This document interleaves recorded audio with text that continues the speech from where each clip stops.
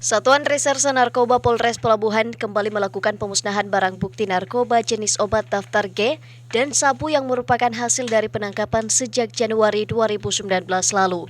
Sebanyak 3.200 obat daftar G seperti 320.000 butir jenis THD, 47 saset sabu, 600 butir pil Kemlet, 560 butir pil Kemlet hijau, 942 butir pil PCC, 12 butir pil Alida, dan 30 butir ginaisosid. Barang bukti ini disita di beberapa tempat di wilayah Polrestabes Pelabuhan. Semua pil daftar G tersebut dimusnahkan dengan menggunakan alat kendaraan berat dan juga beberapa gram narkoba jenis sabu. Pemusnahan ini merupakan rangkaian kegiatan Hari Anti Narkoba Internasional dan juga memperingati Hari Ulang Tahun Bayangkara ke-73 tahun 2019.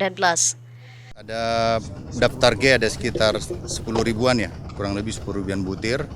Ditambah ada beberapa gram sabu pemusnahan hari ini.